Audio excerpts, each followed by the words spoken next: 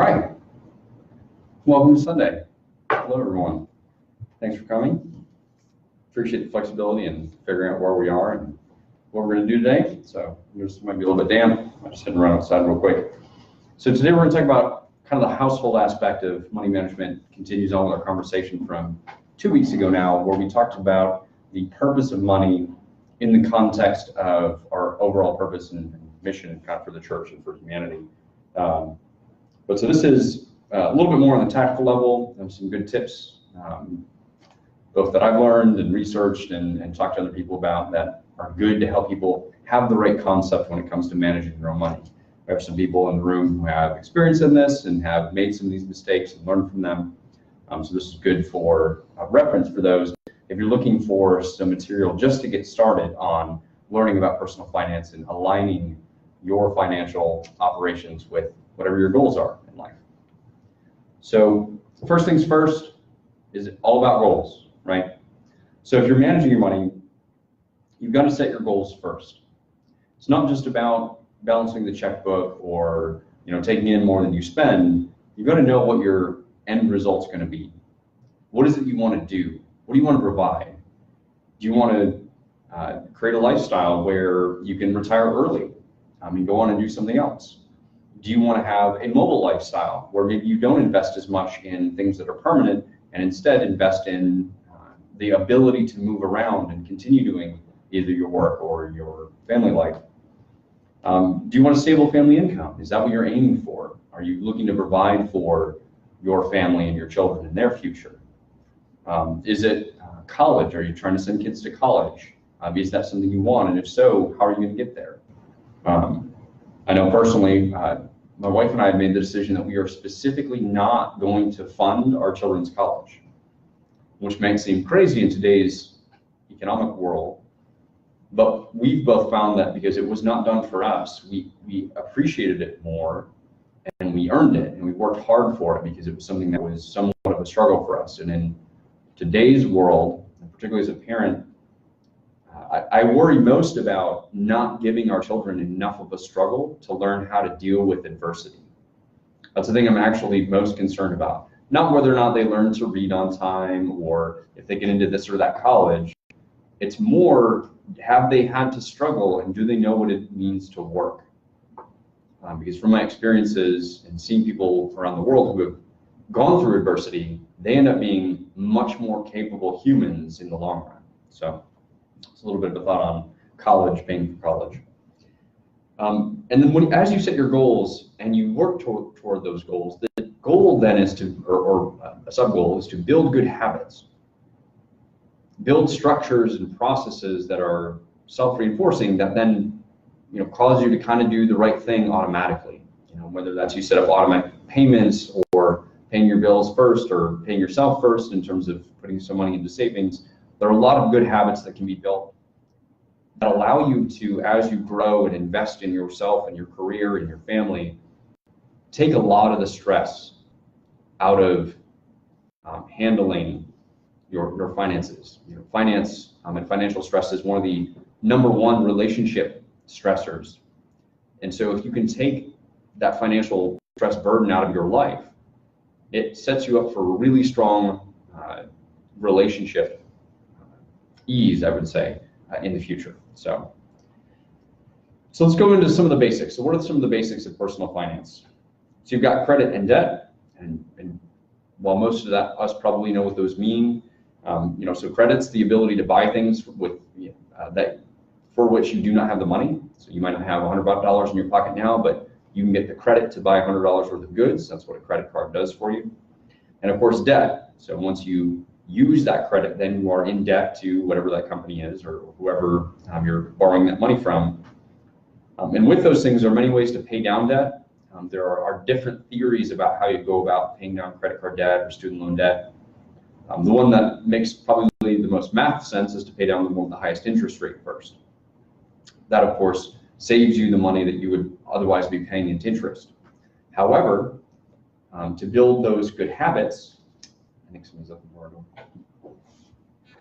door. Sorry. Hey guys. Hey, it's just me.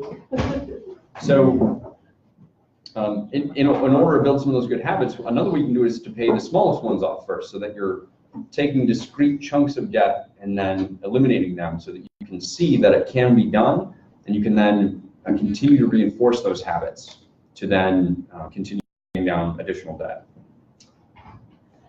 So interest rates. Hey, Mary. Marina, what's going on? Grab some seats. Interest rates, right? So there are different kinds of interest rates. There's, you might see on your credit cards the APR, right? So APR has to do with the annualized credit rate, but it's charged monthly, right? So every month that you have debt on your credit card, you get charged interest on. And so understanding what your interest rate is, and particularly in comparing apples to apples, understanding what the annualized interest rates are, is critically important. Because while you might only have let's say you have a 10% interest rate on a loan, that's annualized, and you have what you might see as an 8% interest rate on a credit card, right?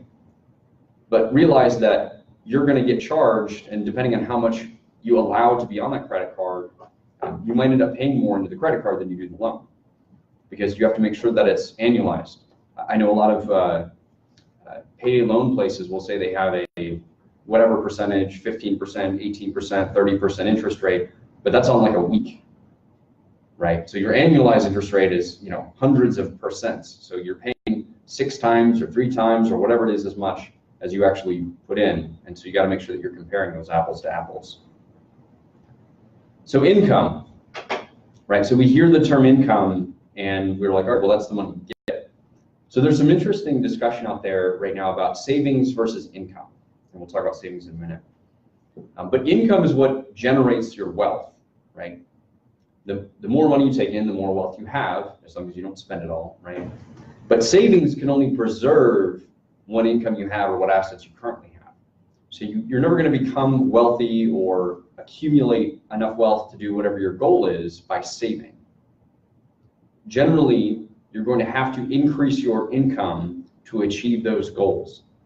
And that's an important concept to understand, because you can only be so thrifty, right? That gets you up to whatever your threshold is of your current income. But if you're trying to achieve a goal that's going to require more income, then that's the thing you have to focus on. And that again all comes down to time. So I hear stories about extreme coupon clipping and extreme savings, and like that's okay. That's being frugal and using the resources you have effectively. But that's only going to save you a portion of whatever your income is. So if you're only making $30,000 a year, you can coupon all you want. You're never going to become or never going to achieve a goal if it's something that requires additional wealth.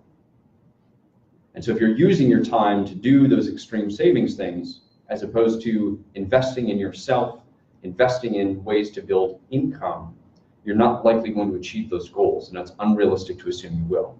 That's not to say that you always have to get more money, right? As we talked about in the happiness service, once you reach an average nationally of $75,000 a year, it's been shown that you don't really gain a lot more in terms of happiness, because your basic needs are met. It's that self-fulfillment beyond that point that's important. But again, if you're operating at maybe the $30,000 a year mark, then there may be some gains that could substantially improve your life if you invest more time into building income than into savings. So I hope that makes sense. If not, we can have a conversation about it. So income, that's what you bring in. And then of course there's expenses.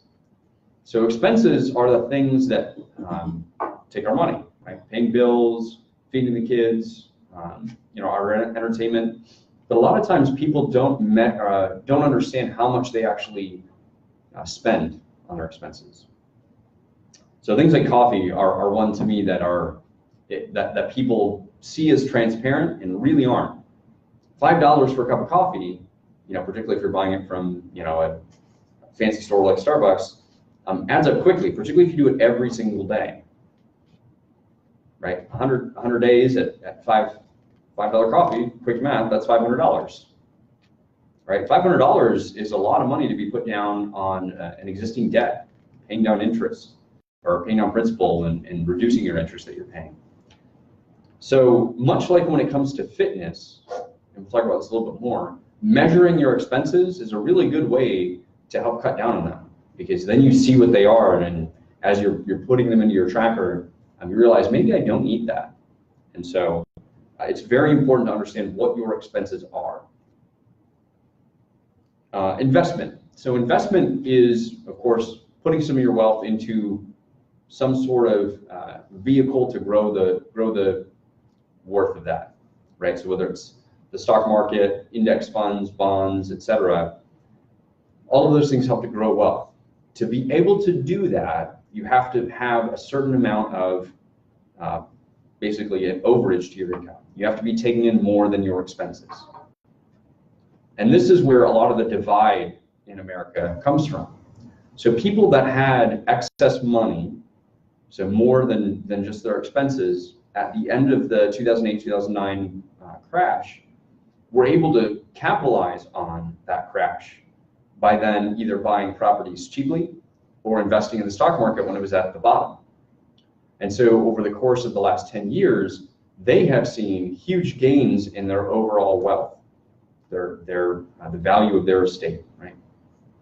Whereas people that have only been able to maintain paying for their expenses have actually seen a decrease in purchasing power, because wages have not grown commensurate to the market.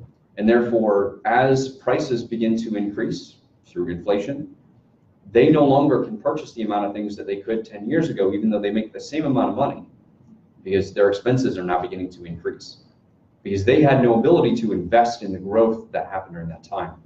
So investment is really important for us to understand, at least within the current way the market works, because to really get ahead, and the people who are farthest ahead are ones who are able to invest. And investment isn't always just the stock market or always just bonds. It could be investing in education. It could be investing in maybe moving to a different place where you can then have find a better job or have a lower cost of living.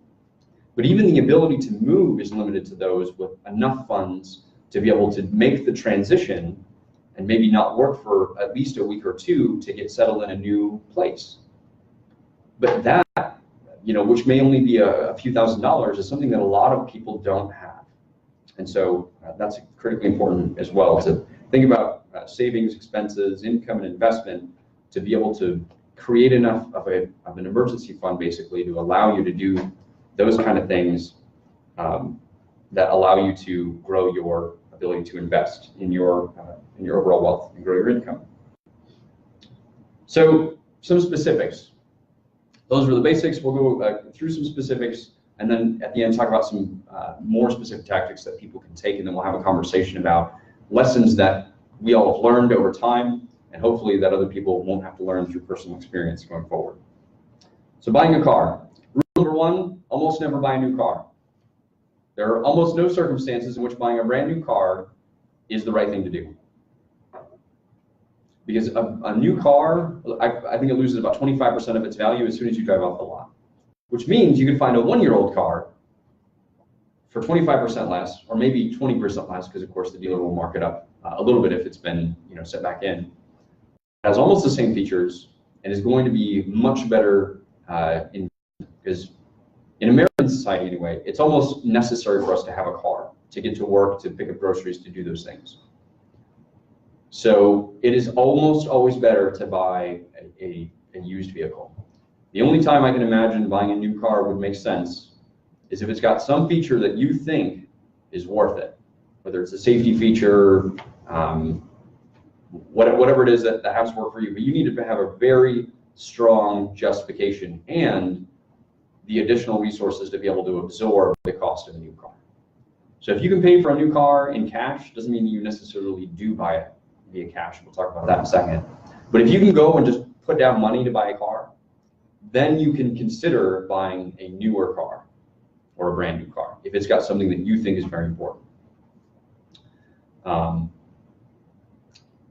Paying via cash versus check versus credit. So we've heard in years past where if you go in and you offer cash, they'll give you some sort of a discount. A lot of times that doesn't actually gain you anything today, because a lot of dealerships get additional incentives by getting you to sign on for credit, right? They'll get a cut of what they perceive will be the long-term benefit for whatever finance company ends up taking over that credit for the car. So going and buying cash gets it off their lot, and there are times where that might work, where it could be executed quickly. But sometimes you might actually be able to get a better deal by using credit, as long as you can then immediately pay off that credit as if you basically had bought cash in your mind. Another thing that is interesting, and I wish I had thought of this before we bought our last car, is if you have enough credit on your on whatever credit card, you can actually charge a card to a credit card. Now, for a lot of people, that sounds warning bells, like, oh my gosh, you would never put a car on credit. Here's the deal. If you still have the money to pay off that credit card immediately, you then gain all of the points for whatever credit card. And there are credit cards that have good point deals. Yes. I tried that once. They wanted to, the dealership wanted to charge me a 4% fee for using the credit card because they have to pay the credit card company. That's the So I 3%. Yeah. so I just said, oh, never mind, I'll write a check. Yeah.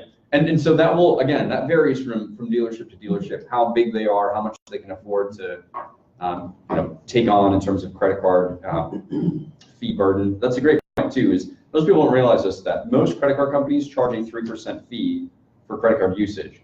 And most of the bigger companies absorb that fee as part of the cost of doing business, and they generally will pass it on in terms of a small increase in consumer prices.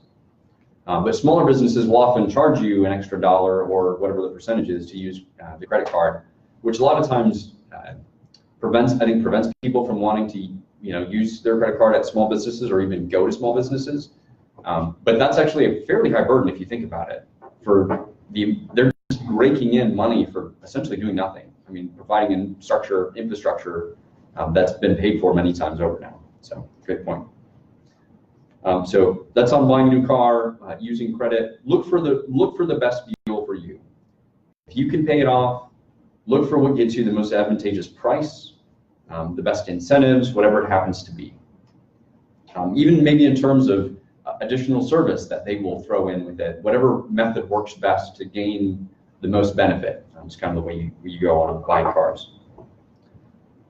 And owning a home, this is another one where this is almost become a great American myth, that owning a home is a good financial investment, and it is not always true.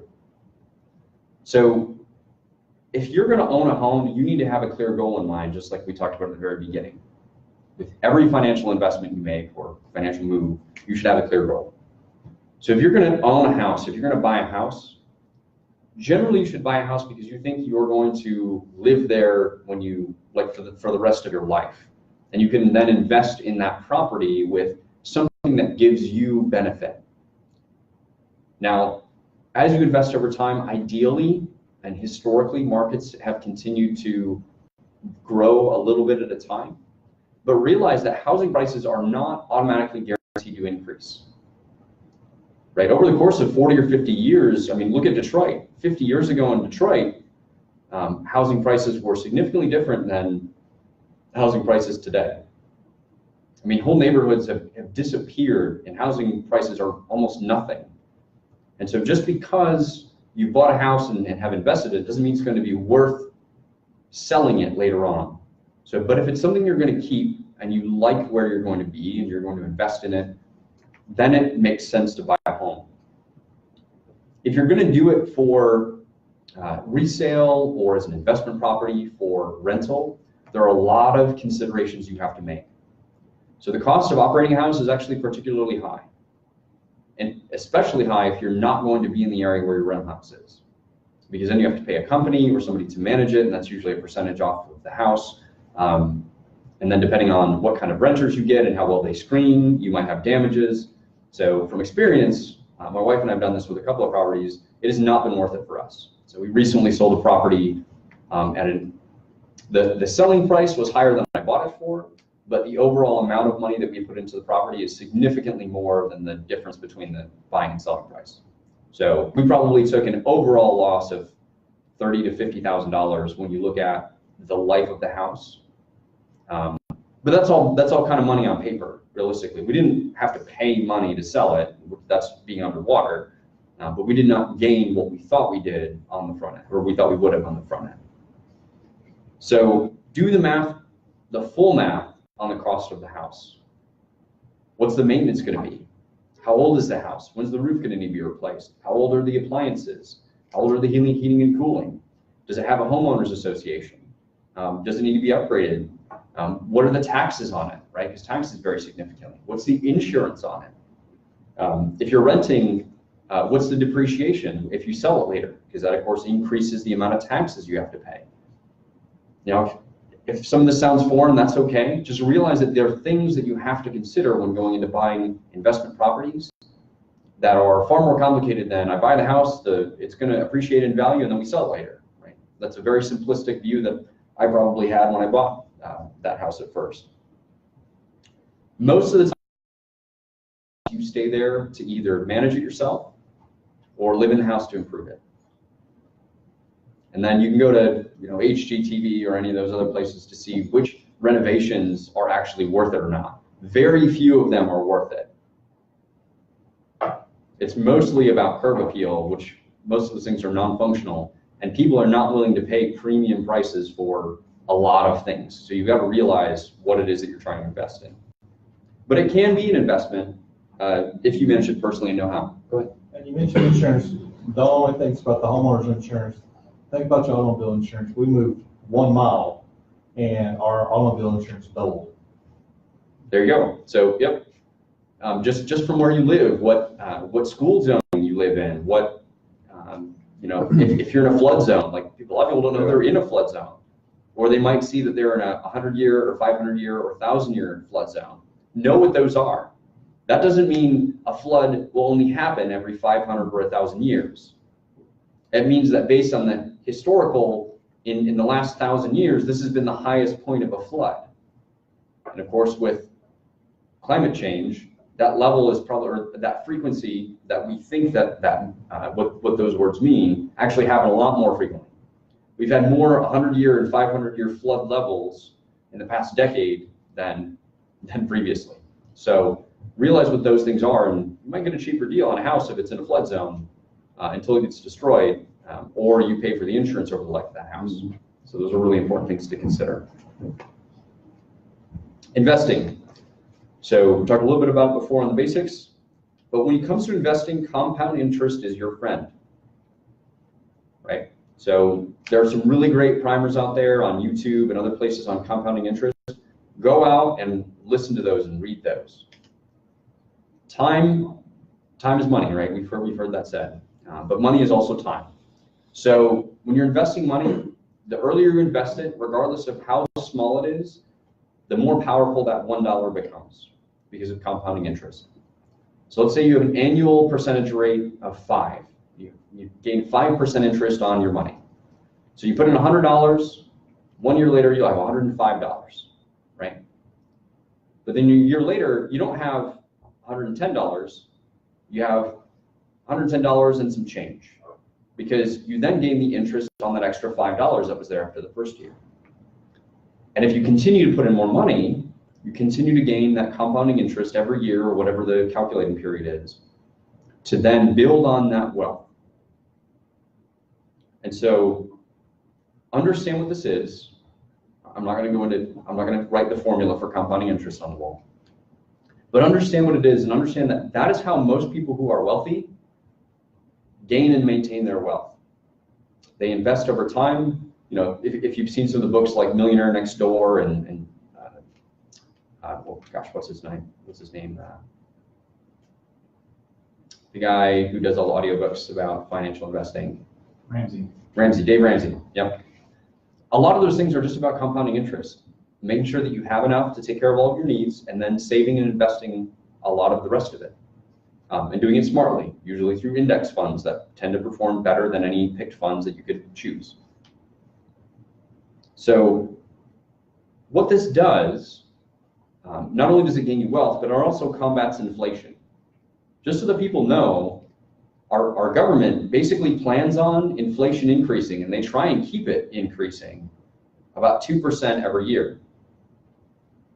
And there are a lot of theories behind that. We won't go into it.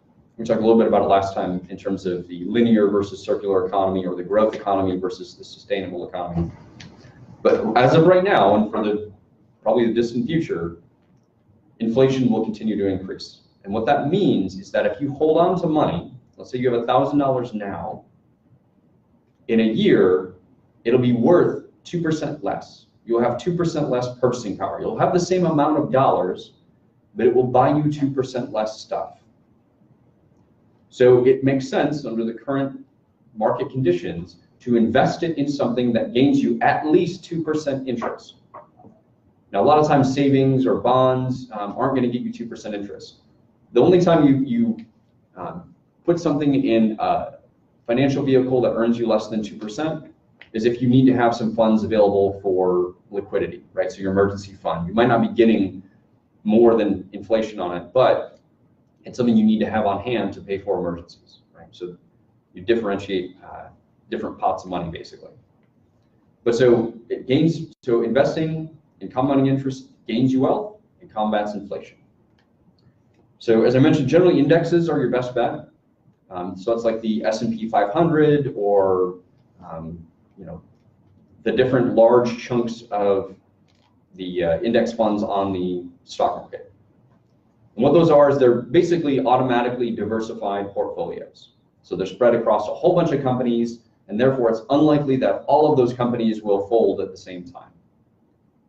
And so those are managed at a very high level and tend to have very good returns on investment of about 8 to 12%, depending on what period you're looking at. So it's higher than inflation, and it's going to gain you some wealth over the course of your lifetime. One big thing about investing is once you put it in, just assume it's gone. Not in terms of you're never going to get it back, but just don't consider it as part of your operating budget, because there are significant penalties for taking things out of investment. But also realize that if something terrible happens, some great recession, some great war, you might actually lose all of that money. Now, so once you put it in there, it's money on paper. It's not real money anymore. And that's the way I look at it is the money I put in investments, I don't even consider in terms of factoring in the safety and security of my family and providing for them in the short to the near to medium term. So realize that. And the reason the indexes are best is because almost nobody has proven that they can be smarter than the market as a whole. Market tends to trend in a direction, so if you invest in the market, it will generally get you there. The idea that you're going to win big on investing in some sort of company is likely not going to happen. There are rare occasions. So as Derek mentioned last week, he invested in Tesla when it was like 20 bucks or 10 bucks or something like that. 17 bucks. But he didn't invest in it because he thought he was going to make a lot of money. He hoped he was going to make a lot of money. But he invested in it because he believed in the mission of the company. That's a better way to invest if you're going to invest in a specific company, because it's something you want to see happen. And if you invest in it, realize that that money is just gone now, right? It's in the company's hands. If you win on the back end, fantastic. But that shouldn't be your primary goal because likely it's not going to work out. So think about that. So also look at historical trends. So as I'm looking at the market currently, and you can look at, there are a bunch of different ways you can look at the market. Different trend line analyses, you can look at the top peaks, you can look at the bottom peaks, you can look at the average growth, you can look at growth adjusted for inflation, all kinds of things. But you'll notice that since, I don't know, the 60s or 70s, the market kind of goes like this, peaks and valleys. And if you look at where the peaks and valleys hit, so if you make a trend line across the peaks and a trend line across the valleys, right now we're up at a very, very, very high peak. And for about the last 20 or 30 years, every 10 years or so, we've had a recession of some kind. Because some bubble has burst because people have overinvested in X, Y, or Z. So right now, people don't know exactly what the bubble is, just like they didn't know the housing bubble was the bubble. But I kind of think, and this is my personal opinion and what I'm operating on for my investments, is that it's going to drop pretty significantly in the next 5 or so years. Don't know when or how or why, but I think that's probably going to happen. Now, that doesn't mean that I've stopped investing, because let's say I'm wrong, you got to hedge your bets. So I basically went from 25% of my income being invested to 5% of my income being invested, because I personally think it's overdone. But I encourage you to do your own research, go out there and look at what assets you have, figure out where you are in your investment life cycle, right? So I'm 35, so I've still got a lot of investment life cycle to go. But if you're 60 or 70 and you're relying on that for regular income, you might be interested in shifting assets to something that's safer and going to hold its value in a recession. But realize there are costs and benefits with either of those moves. But it's something that's really, really important in the long run. And as I mentioned before, assume you're never going to touch that money again. Don't look at it. Don't look if it's up or down. Don't get worried about it because you're going to make a foolish move. There's a lot of economic psychology when it comes to investing and people being motivated by fear. Because they see the market start to drop, and as the market is dropping, they pull their money out when it's when their value is way lower than what they even invested in it. At that point, it actually makes more sense just to let it ride it out. Because unless the company is going to fold, and as we can see from the way our government has operated in the past, they generally are going to prop up markets. Very rarely do companies, big companies, actually fail. So it's better to let it ride through the dip and then come back on the other side and come back up to some value. At that point, you can consider taking it out if it benefits you. Otherwise, just let it keep riding. There are some other great concepts about constant investing. So regardless if the market's up or down, you just keep putting in the same amount of money, because at the high end you buy fewer shares, and at the low end you buy more shares. And over the course of your life, you still tend to get that 8% or so compounding interest rate if you just leave it in the market and just make it steady. So, but I encourage you to look into those things because it's important in building that wealth over the long term. So then we'll talk a little bit about teamwork. So how do you manage money in a household? So there are some people that advocate very strongly for keeping accounts separate, and then other people that say that's too much conflict for a household, because you have to figure out who pays the 51 cents on this bill and 22 cents on this bill, right? So from my personal experience, so when my wife and I first got together, we tried to do the separate account thing and then figure out which bills each person would pay, so that way you had a whole chunk of bill. And we found that it didn't make sense, because we were trying to figure out like how to split it perfectly down the middle, and with this many cents to here and this many cents there, it just wasn't worth the cost. But realize that you have to make sure that you're very well aligned as a couple, as a family, if you're going to put all your money together. Right, so there has to be an understanding and a conversation there, so that people understand what the overall goal is for the family. What is the goal with our money? Some of the goal is to enjoy it, right? To enjoy family life and to go out and have experiences together. Some of the goal is to set up for financial stability. And so what we ended up doing is all of our money goes into one account, all of our income. So there's no, like, it doesn't come into my account and we transfer it over. All money goes into a joint checking account. And then out of the joint checking account, everything gets paid. And the way we actually do that is we charge almost everything on one credit card. It's an Amazon credit card, so it gets its Amazon points, which we use very, very frequently because we like Amazon. So therefore, that makes sense to us because we're gaining a small advantage by basically funneling money in that way. And we never have a balance carried over from month to month. So we're never charged interest. So it's convenient, it gains us a benefit. That's how we operate our overall household finances. We also have a significant amount invested in our retirement accounts. And so if you've not looked into retirement accounts, so look at the difference between a Roth IRA and a traditional IRA and realize where you're going to be at the end of your life cycle. Those are very important, but we tend to max those out every year. I would encourage everyone to do the same as if they can. And if not, whatever it is, if it's $5 a month, that's better than $0 a month, because $5 a month over time will add up to at least an emergency fund for 1 month, and then 2 months, and then 3 months. Because an emergency fund is the thing that keeps you from going into crippling debt. So most people, I think, would advocate for a 6-month emergency fund, if not more. But a 6-month emergency fund is usually enough that you could find a new job, you could move to a new place, whatever it happens to be. And so you got to figure out what your basic living expenses are for a month, multiply it by 6, then add maybe 10% just to be safe, and then put that money away, and then you never touch that money. And that just stays in a reserve where you can access it regularly. So for us, that's a high yield savings account. And high yield means like 1.2%. I don't know what it is exactly. So that doesn't mean that we're gaining a bunch of money on it, but it does mean that it's helping to protect a little bit from inflation. And so that's where we keep that. Then we've got our investment accounts for our retirement, and then we just have our regular banking accounts, that sort of thing. So but have that conversation with your partner, with your family. Figure out what is the ultimate goal of either saving money, of earning money, and then spending money. You should have clear goals for all of those things. So I know for me, because I value my time, and my time is limited because I work full time and I do this, and I want to spend time with my kids, my family. If something costs less than $100 an hour, I pay somebody else to do it. Whether it's working on my car, fixing something in my house, dealing with the lawn, if it's less than $100 an hour, that's kind of my threshold, then I'll pay somebody else.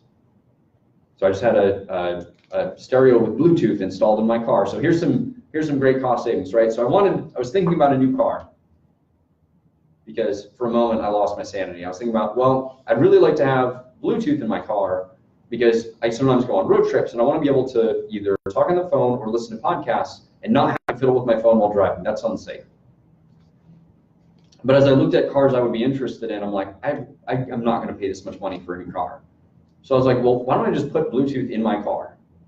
So I did. So I just bought a stereo and some other stuff. But then I took it to the dealership because it was up for servicing anyway, paid them to do it. They charged me like $75 an hour. Could I replace a car stereo? Totally. But I would have had to spend an afternoon on a weekend when I would have been spending time with my kids doing that. And so for me, that's not worth it. And that's what I mean by having goals. Understanding where you spend your time and your money, because a lot of times they end up being synonymous, in alignment with your goals. Because if you save money and never ever spend it, that might not be in alignment with your goals either.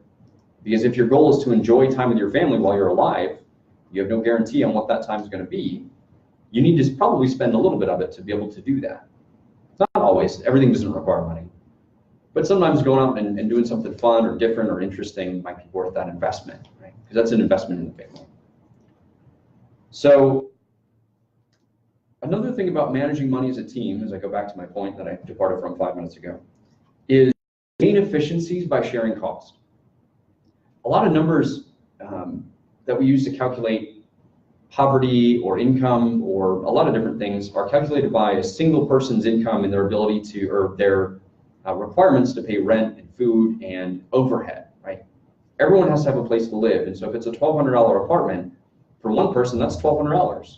But for two people, it's $600 each. And if they're both bringing in income, of course, you gain some efficiencies. And even if it's not money, so let's say one's working and one isn't, there are still efficiencies to be gained.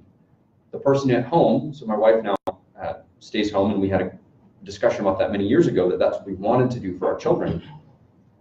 She saves me time by taking care of some things at home. And then we share our resource pool to accomplish our goals. So I've heard in the past where families where one party will bring in money, and therefore there are power struggles because the other person doesn't bring in money. But to me, that's an unrealistic way to look at it, because it's a team effort, right? The team is going in one direction. The team has an ultimate goal to be a happy, healthy family. And both parties basically in there, if it's two spouses, have a role to play. If one brings in money, that's great, but it also means they're not investing the time in the family that the one at home is. And the one at home, especially if they're dealing with children, has a more than full-time job that they should get paid a lot more for, honestly. And so that's why, from our perspective, there is no, well, I have to approve purchases because I make the money. It's actually the other way around. Jen approves purchases because she's better at managing it. So realize that there are efficiencies to be gained, and not all of them are monetary in nature. Because again, time and money are basically the same for the most part up to a certain level. And so if one side is saving time and the other side's bringing in money, that's great. That's teamwork. So, closing thoughts. Beyond kind of the principles of personal economic management, we also need to consider what are we actually going to use, right? A lot of times, especially on like Black Friday sales and other times we get caught up in what's cheap and what we think we might use before we actually sit down and make a good case for, all right, I will actually use this. So I've definitely had some kitchen gadgets over time where I thought it would be a good idea, but if I had thought about it, I'm like, yeah, I'm probably not going to use that for the long term. So like a juicer, like I realized over time that what I'm doing is taking out all the fiber and drinking all the sugar, and that's probably not a good thing. So we got rid of that. But our pressure cooker Instant Pot, super good investment, has actually saved me a lot of time, and I enjoy using it. Use that thing all the time. Linda agrees. Seriously, like if I were to buy one thing, if I were a poor college student or somebody just coming out of school, that's the one thing I would buy is an Instant Pot. I don't even need a stove, honestly, and I could get away with just Instant Pot stuff. I honestly think so. So, random commercial for Instant Pot. But seriously, think about what you're actually going to use, and what do you need? Are people like, well, I need my coffee? No, you might need caffeine because you're addicted to it right now. That's fair. Yeah. But what can get you that? Or do you need it at all? Can you wean yourself off of it? Do you like it because it does something culturally for you? That's fine too. But do you need a $5 coffee, or can you get the 50-cent coffee from the coffee pot in the break room? Maybe you just need to get somebody to make better coffee, or find the person who makes the good coffee, right? Realize where you can make cuts, realize where you can gain income. And this is where a lot of people, I don't think, spend enough time. So having a second job, even if it's part-time, sometimes can be the thing that gets you the greater amount of income that then allows you to take the time to find another career or invest in education or do whatever it is that's actually going to get you more time in the long run.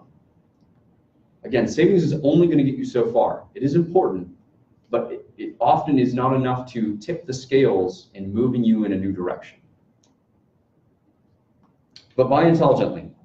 And then, of course, when we go back to our service on environmentalism, think smaller.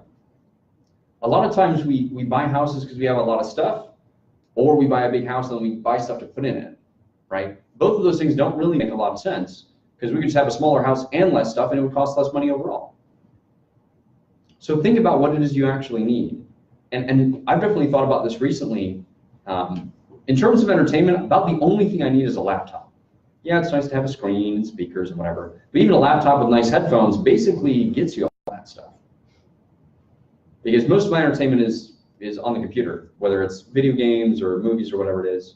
I'm not personally a big fan of TV series and whatnot, just not my thing. So the infrastructure I need for my entertainment, which is above my well-being, is actually pretty limited. I do like a lot of cooking stuff, right? So I spend some time in the kitchen, less nowadays, but I enjoy eating and food, so there's an investment there. But even then, I can get away with an Instant Pot and one big pan, probably, and one good knife. So realize what you need and then scale down, particularly if you're just getting established. Because the more stuff you accumulate, then you need a bigger place, and then you get a bigger place, then you accumulate more stuff. It's this self-reinforcing cycle of consumerism. But again, in this case, it saves us money. It also helps save the environment, et cetera, et cetera. So call to action for today. If you don't already have a budget, build one. There are a lot of good resources out there for building a budget. And a lot of times it's just, what do you take in a given 2-week cycle, monthly cycle, whatever it happens to be. Usually monthly cycle is good because you tend to capture all of your expenses that you wouldn't necessarily think about on a 2-week cycle. Write all those down and write down all your expenses. And ideally, at the end, you should have more income than expenses. And if you don't, then that's bad. And you need to figure out what you can either cut from expenses or ways to boost your income. So if people need help on that, if they want to put something on Facebook, like, hey, I would love some resources for budgeting. My wife, Jen, will be happy to put some stuff out there. She's done some financial counseling with folks before. She's got a really good method that works for her. She's an engineer, so she's smart. And so she can help people get at least the basics straight. Now, whether or not you actually do it has more to do with discipline than it does financial acumen. So, but it's a great first step because it at least shows you the measurement of what you're doing well and what you're doing poorly. And then the next one is kind of what I already talked about, which is look for inefficiencies and look at wants versus needs. You might want a coffee, don't need a coffee. You might want to send your kids to some program, but you might not need to do it. And if that's going to be the difference between investing in the future or just barely sustaining, that's definitely something that's got to be considered. So I know in our case, we've decided not to put our kids in all the different programs that all the other parents are doing. Gymnastics and this and that and the other. Some kids need those things. Some kids don't. Some kids need them earlier or later. Some kids don't. I know I wasn't put in almost any class of anything growing up, a couple. And I think I turned out okay, right? So investing in our kids is important, but I think the most important part is the time we invest in them, not the money we invest in their programs. So with that, I want to open it up for our gratitudes for the week. So give everybody a moment to think. One thing they were grateful for in the previous week, and then one thing that they're looking forward to in the week to come. So for the last week for me, I was grateful for Friday night. We went out and did, it's called Wacky Walks. So it's basically a scavenger hunt with things around the city. And it was Friday night it was Friday night, right? Yeah. It was beautiful outside. It was like 70 degrees and cool and just fantastic. We had a very good time. So I was grateful for that opportunity that my wife made me do. But I am actually grateful because if she didn't make me do things, I wouldn't do anything. So that was very excellent. And then this week I am looking forward to, well, I'm not really looking forward to, I'm looking forward to the results of getting fixed, basically, so that we do not risk having more children. As much as I love my children, we're good with them. So the outcome, not the procedure. So anyone else have something that they're grateful for or looking forward to? I'm grateful for that scavenger hunt. That was a lot of fun. I mean, It was a lot of fun. Yeah. We walked for 2 hours and Had a lot of fun. it was a lot of fun. Learn some things about the city. Yeah. Pretty cool. Mm-hmm. Sounds good. And looking forward to doing more things like that. Yeah. Awesome. I wish I knew about the wacky wall. Where was that? That's like fun. That was, I think it was a different group that Jen does. I don't remember. She's responsible for events coordination, so you should reach out to her for those. You have Facebook, right? Yes. Okay. Yeah, you should reach out to Jen on Facebook, and then she can link you, and she's got a bunch of different groups for activities that she'll connect people with. So, That was nice. yeah, it was a really good event. Grateful that Jen made me that. Yeah. Doing that. Yeah, she's good at that. She's awesome. Anyone else? I'm grateful Dale went with me. Yeah. Yeah. He's trying to do more things too. I have to drag him out. Yeah, that's good though. I mean, that's being deliberate, and that's something that Jen and I had to do. Once we had kids, we had to be deliberate about going out and like, all right, it's going to be a hassle because we got to find a babysitter. So that's a great discussion point. So Jen, being good at managing money and always being cautious about it, had been very hesitant to pay a babysitter because that makes everything you do $10 an hour more expensive or so. But she realized that if she didn't do that, then we would only ever sit at home. So to her, that ended up being a good investment in terms of allowing her to have the kind of social network that's good in the long run. So that's a great point. And so with Dale doing the same thing, being deliberate about going out and being social. So good. Anyone else? I took a blood test last week for cholesterol and, like 6-month checkup to be and stuff. So, but when I went, all the computers were down even for drawing blood and everything. So, but I did manage to get in and get it done. So they're going to send me the results probably this next week. So I am anxious for that. And, oh yeah. And now that my inflammation has gone down, I'm starting to play the keyboard again. There you go. That's awesome. Yeah. I suck, but still. That's right. It's okay. If you enjoy it, it doesn't matter. Yeah. That brings up something I'm grateful for. I had to reapply for life insurance because my 15-year term had run out. Okay. And, It went down? well, it didn't go down because I'm older, but my rating got better. So instead of being standard rate, because all my blood work came back really, really good. Good. I got a preferred rate, which saves me $14 a month There you go. just by being healthier. And I thought to myself, I'm not that healthy. And then my husband says, but look around, this is Louisiana. And based on your age, you're probably healthier than most people your age Yeah. in Louisiana. Absolutely. So that was a good thing. Yeah. And I just wanted to say, because you mentioned flood insurance. If anybody has questions about flood insurance, I'm the flood queen. I sell lots of flood insurance. If you wonder if you're in a flood zone, look at your driver's license. If it says Louisiana, you're in a flood zone. And even if you rent, you can get flood insurance to cover your stuff if your apartment gets Because flooded. usually, even for rental, it is not covered by flood. It's not covered by flood. Or it is covered by flood, it is not covered if I mean, you don't yeah, have flood insurance. Yeah, it's not covered by renter's insurance or homeowner's insurance. If water rises up into your house, you're, So if it Yeah. rains on your stuff, like the roof falls off and it gets rained on, But- that That's water your damage is homeowners. covered. Yeah. But But flood you- from, and even from like the sewers, right? If the sewers back up and it floods your home, that is not covered either, so it, depending on whose fault it is. depending, yeah, but But if it's due to basically flooding, rising basically. water, when you see the water rising up in the street and it gets close to your house.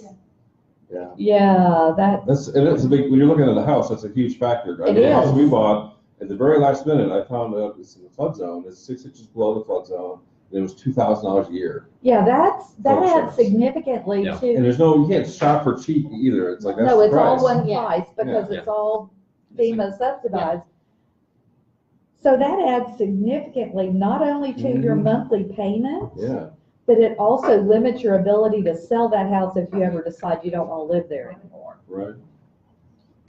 Yeah. The house we're buying, it, flooded in the last big flood, I think, because they wouldn't take and, open the gates on Cross Lake.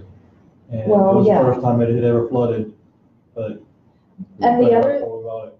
the other thing that I've seen is even if you live somewhere that's never ever flooded, what happened in North Bossier one time was they had a tornado. The tornado debris clogged up the drainage. Mm. So all those shingles and tree limbs and stuff, well, then the drainage backed up and houses started flooding because it wasn't draining the way it was designed to.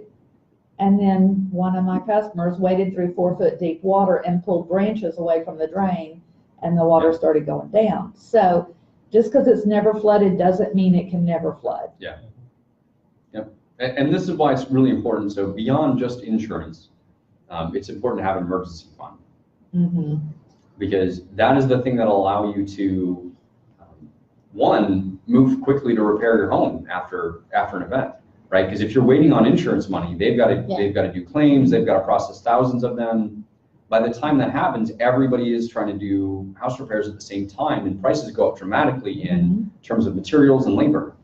But if you have an emergency fund and you can start repairing your house immediately and then get reimbursed later, the costs are still going to be high, but they might not be as high due to availability.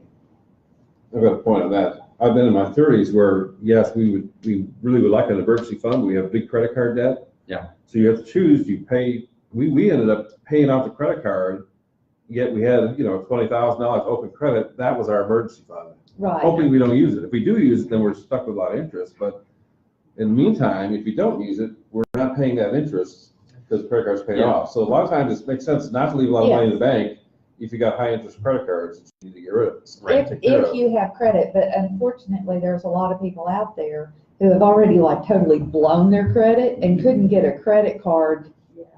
They couldn't get a credit card if they sold a kidney. Well, then I guess all we can do Yeah. is have money in the bank for Yeah. that. Yeah. And so that's one of the important things there's a concept out there about paying yourself first. So you get your income for the month, whether it's your check, your weekly or bi-weekly or monthly check, whatever it is. And you automatically set up rules either with your bank or you just develop a process where you put X dollars in this other account.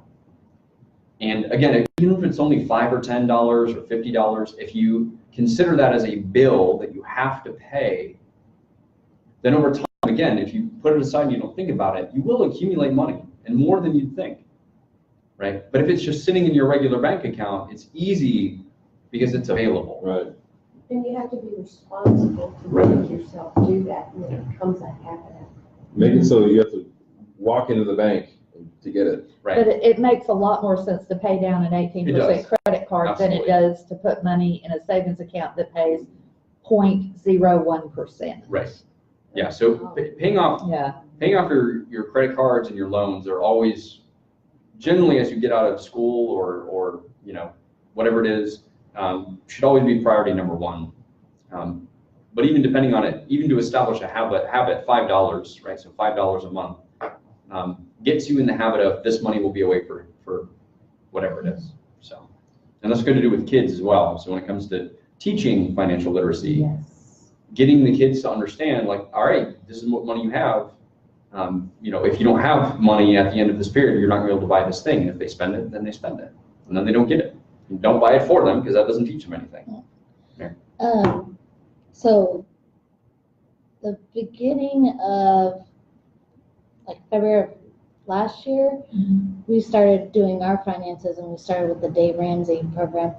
But and this year we are debt free. We paid off $70,000 Wow. in debt, mostly my student loans. But yeah, Wow, that's good. yeah, but we had to be gazelle intense. That's what Dave Ramsey calls it. But we had to like agree on what we were going to do with our money. We had to sit down. And even though at first it was like really uncomfortable, especially for me, like, oh, I don't want to do that.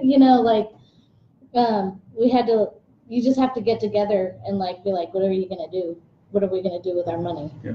But to pay down $70,000 in debt in 1 year, you have to have more than $70,000 in income. Right.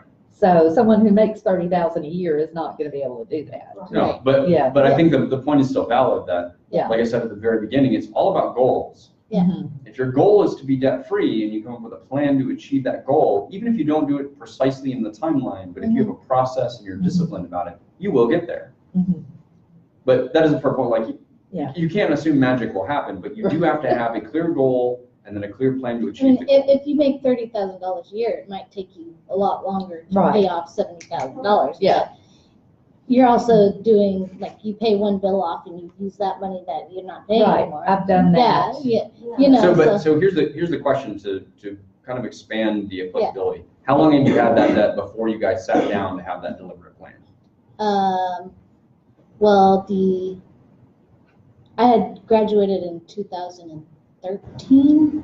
So for 4 years, Yeah, you'd had that, and you probably chipped away just a Yeah. tiny bit at it, or just done like minimum payments or Right. something like that. So for 4 years you had it, and then you decided, hey, this is our goal, and then 1 year later you didn't have it. So right, I think that's the key point in this, is that whatever it is, it's the decision point to have a goal, make a plan, get it done, that makes the difference. right, Obviously income too, but. right. Yeah, it helps. And on the credit card thing, it's great to have them paid off, but it also depends on what your goal is. Like for us, to get our house, we had to build our credit up.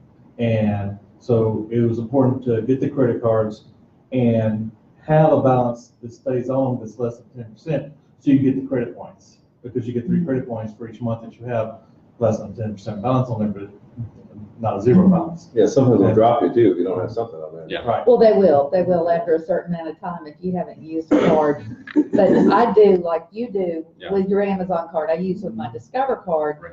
I put random, gasoline, groceries, that sort of thing on the Discover card. I pay it off every month, so they don't make any money off of me. Yeah. But I get my Discover cash back.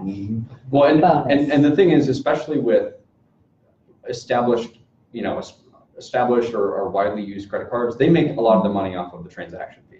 Right. So they're taking in 3% every time you buy something. So whether or not you maintain a balance on there, they're still getting their money. So Mhm. I've never had a company drop us, and we haven't had Yeah. a balance for, I don't know, years. Well, but you're doing a rolling, you do have a balance.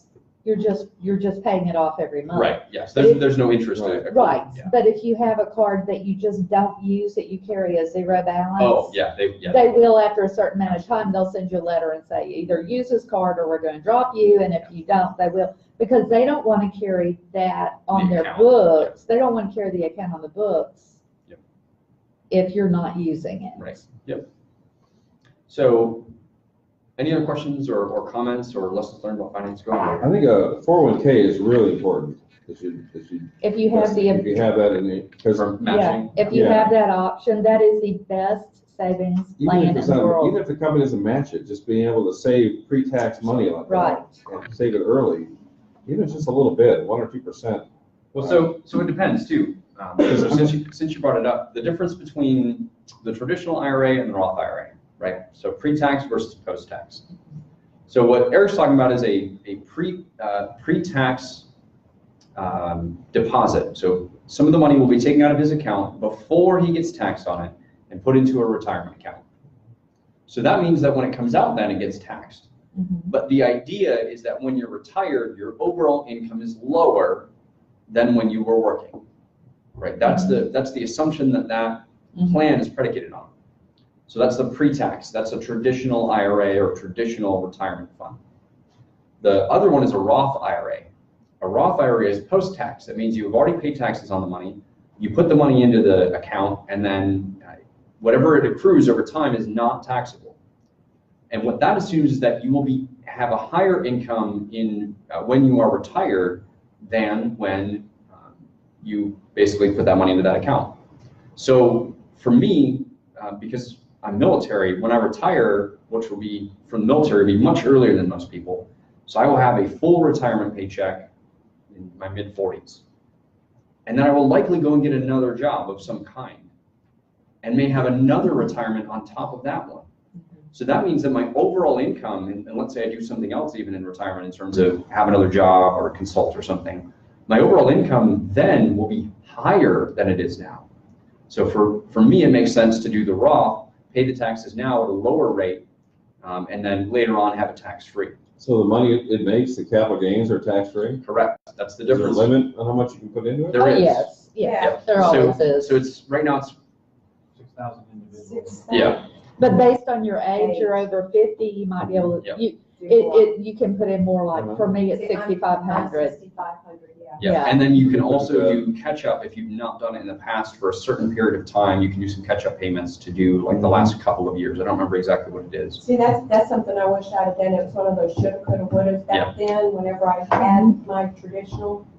But now to reinvest, to turn around and turn it into a Roth, Yeah, you Well, to I convert it, Yeah. it would cost me, I far don't, more. yeah, yeah. I don't have any expectation of making more money in retirement than I do working. So it makes more sense for me to be in a You know, traditional. Yeah, and another good thing about 401k is that at the end of the year, you pay less taxes. They get a bigger tax refund. What Right. you put in. Right, I don't really notice the 401ks are, money I put in so much, Yeah. but then I notice Yeah. the tax refund. but 401k is your best option of all investment options, even if they don't match, but even more so if they match. Absolutely. Oh, yeah. Because if they match, you just earned 100% interest, It's free money. Just by putting Free. money in, yeah. yeah, just by Yeah. doing it, If just you- by signing up. If you ever get matching opportunity, you should always do whatever, at least up to whatever they're going to match. Right, You should always max out the matching, because that's just free money. Because all the money Yeah. comes back to you eventually. Yeah. Yeah. Do it early. I was told There you one go. time on the traditional 401k that make sure that you set yourself up to where before you draw it out, that you've been retired and have no income for 6 months. That way your income is automatically shown as lower than what it was. Well, see, they well, you just have to start drawing at a certain point, you don't get Yeah. a choice. I think it's 70. No, it's 80 that you have, well, I don't know, I've been out of banking for 15 years, Yeah. so I would have to look it up. Well, I just went over all of this with our bank because we're considering making a move of it's Right. kind of an issue, but I could have started drawing out at 59 and a half. Yes, you right? can, I if you but I need to, opted but not don't. to. I didn't, and so now it's on the table where when you reach 70, you have to. Oh, is it 70? Yeah. But you don't have to draw a lot, you only No. have to draw a little bit, so you're only paying taxes on that little bit, and you can reinvest. What you take out, you can reinvest in something else, if Oh, you of choose course. to. Yeah, Yeah. yeah, So, yeah. In hindsight, though, that's what I'm saying, you know, when you go into it, Right. look at what you want to draw out first up front. Am I gonna do this or am I gonna do that? Plan Yep. it out. And then, of course, you can, so if you get to the point where your income is great enough that you can actually invest beyond just the retirement funds, because retirement funds have certain tax benefits That's what those vehicles are meant for, is to incentivize people investing in their retirements. And so you gain either the tax benefit now of having your pre-tax income taken out, or you gain the benefit of not paying taxes on the back end. You can always just invest in a straight up mutual fund that is in an index. So if you have additional funds beyond your 6 months of emergency funds and beyond your retirement accounts, which you can max out because there are only so much you can invest that gets the tax benefit, then you can still invest beyond that. And that's kind of if you have the ability, that's where either you can take additional risk if there is a company that you're interested in investing in specifically, or you can still invest in just indexes or indices, I should say, to try and maximize your overall benefit. So there's a lot to be discussed. So this was kind of just the very basics and bringing up the discussion for folks. But if there are more questions, so the Facebook page and all the things associated with the church are meant for conversation. It's not just meant for us to do notifications. So if people have questions, this is a community, so let's come together. We have a lot of people with a lot of knowledge, people who have made dumb mistakes and learned from them. So let's have that conversation and help people so they don't have to go through those same things. Linda. I don't know if anybody in here banks with USAA. We got a email scam yesterday. See a lot of A those. lot of the Like banks a do that. certified from USAA email saying that your account has been shut down. Uh-huh. Of course, click on this link, yada, yada, yada. But it looks so. Uh-huh. They're getting good. Official. They're good. They're getting good. If you ever, Official. and that's why if you ever get any email, Well, he called it. don't click on them. Don't No, click on no. anything. And don't call the number in the email either. No. Go look up on wherever and call the number for Yeah. the bank. I mean, it had the USAA. Oh, yeah, of course it logo, did. had the whole- Yeah, Chase Bank had that going around not too long Bank of ago. America too. Yeah, they, And you may not even have, like, I don't have Bank of America, but I got one for Bank of America, like it. yes, like it's for me. yes. They just kind of Yeah. hope. They just send it have out to everybody. One thing, the key to retirement is you gotta know the year in which you're gonna die. I know, that's also the key to buying life insurance. It's- Yeah, I know You that. know that, you Yeah. really plan well. Yeah, Yeah. absolutely. So I'm going to wrap this one up. I'm actually going to start a second video. I want to talk about our visitor and then do another one just to see what thoughts people have. So I'm going to finish this one today. For those of you who are on the video, we're going to have another video starting in just a moment, and look forward to seeing you there in a second. What is there? What is there? We have a visitor, No, our potential visitor. or as I like to call him, the spy.